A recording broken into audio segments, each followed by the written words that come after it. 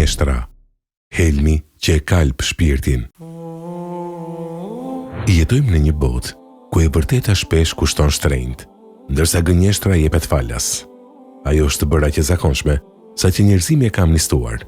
E quajmë gënjeshtër e bardhë, diplomaci, shaka ose mjet mbijetese. Gënjehet në politik, gënjehet në tregti, gënjehet në familje, gënjehet në rrjete sociale për të ndërtuar një jetë që nuk ekziston. Por çfarë është në të vërtetë gënjeshtra? A është thjesht një thyerje e rregullave shoqërore apo është një helm që kalp shpirtin nga brenda? Për një njeri me moral, e veçanërisht për një musliman, fjalët nuk janë thjesht tinguj që zhduken në ajër. Çdo fjalë është një tull në ndërtesën e karakterit tonë. Kur drita e udhëzimit islam analizon këtë vesë, ajo nuk e sheh atë si një gabim të vogël. Islami e klasifikon gënjeshtrën si një ndër rreziqet më të mëdha për ekzistencën e besimit. Shtrohet pyetja: a ka raste ku lejohet të gënjehet? Dhe a ndryshon rregullin nëse njeriu përballë nesh nuk beson në Zot? Në Islam, njeriu mund të jetë i dobët. Ai mund të bëjë gabime, mund të kapet nga frika apo edhe nga kopratësia. Por ekziston një bie e kuqe që nuk mund kalohet kurrë pa e shkatruar emrin besimtar. Sahabët e pyetën një ditë profetin Muhammed, paqja dhe bekimet e Allahut qofshin mbi të, një pyetje jashtëzakonisht të mpret. O i dërguari i Allahut, a mund të jetë besimtari frikacak? Profeti alayhis salam u përgjigj: po, mund të jetë. Ata e pyetën përsëri: o i dërguari i Allahut, a mund të jetë besimtari koprac?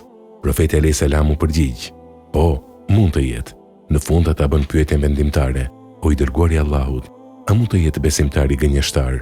Në atë moment, profeti alayhis salam dha një përgjigje të prerë që duhet të lëkundë çdo zemër. Jo, besimtari nuk mund të jetë gënjeshtar. Me këtë thënie, profeti alayhis salam i nxori gënjeshtrën jashtë strukturës së besimit të vërtet. Ti mund të kesh të meta, por nëse gënjen rregullisht, ti ke një problem direkt me themelët e besimit tënd. Gënjeshtra dhe besimi, imani, janë si ujë dhe vaj, nuk mund të bashkohen kurrë në të njëjtën zemër. Zoti i gjithësisë në Kuranin famlart e ka lidhur gënjeshtrën direkt me mosbesimin dhe me hipokrizinë. Allahu i Madhëruar thotë: në vërtet, gënjeshtrat tridhojnë vetëm ata që nuk u besojnë shpalljeve të Allahut, pikërisht ata janë gënjeshtarët e vërtet. Surja Nahl 105. Dhe kur flet për hipokritët, munafikët, ata që shtiren si besimtar po nga brenda janë të kalbur, Zoti thotë në surën e parë të Kuranit: në zemrat e tyre ka një sëmundje, e Allahu u ashton atë sëmundje, dhe ata kanë një dënim të dhëmshëm për shkak se gënjenin. Surja El-Bekare 10. Nuk ka rëndësi nëse gënjen për gjëra të mëdha apo për gjëra të vogla. Në Islam, gënjeshtra klasifikohet si një prej tipareve kryesore të hipokrizisë. Profeti alayhis salam ka thënë: shenjat e hipokritit janë 3: kur flet, gënjen; kur premton, e shkel premtimin; dhe kur i besohet diçka, ai tradhton. Sot dëgohet shpesh një keqkuptim i rrezikshëm midis disa njerëzve.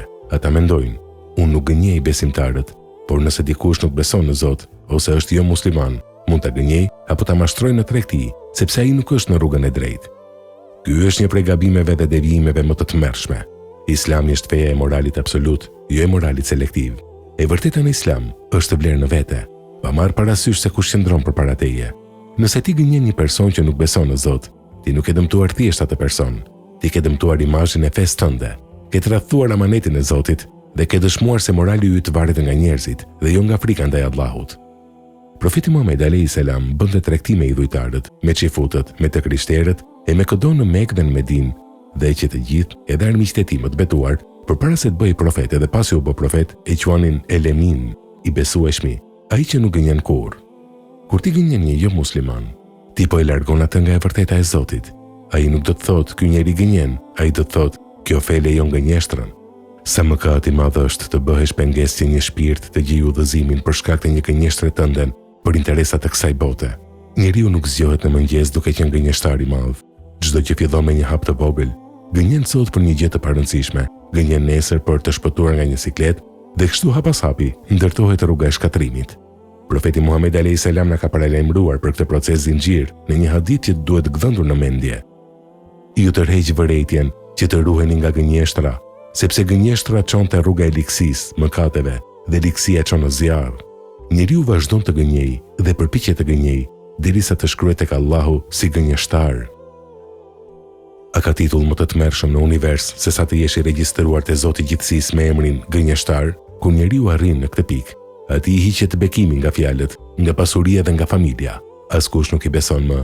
Shpirti i tij jeton në ankthin e vazhdueshëm të zbulimit të maskave, edhe ai përfundon i vetmuar dhe i refuzuar. Në anën tjetër të kësaj sëmundjeje, qëndron një rrugë mrekullueshme, rruga e sitkut, e vërtetësisë.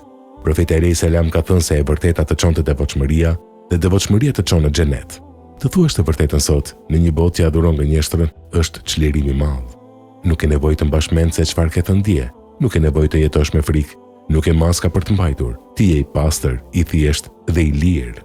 O robi i Allahut, mos e ndot gjuhën tënde, të cilën Zoti ta dha për ta përmendur atë, për të thënë fjalë të mira dhe për të përhapur paqe. Edhe nëse e vërteta në një moment të duket se do të dëmtoj ose do të cilë ciklet, thuaj atë, sepse siç kanë thënë dietarët e lashtë, nëse mendon se te dëmi i së vërtetës ka shkatërim, dije se në të vërtetë aty ka shpëtim. Dhe nëse mendon se te gënjeshtra ka shpëtim, dije se aty fshihet shkatrimi yt. O Zot, ne i pastroj gjuhët tona nga gënjeshtra dhe zemrat tona nga hipokrizia. Na bëj prej atyre që jetojnë me të vërtetën, vdesin me të vërtetën dhe ringjallen me të sinqertët në xhenetin tënd.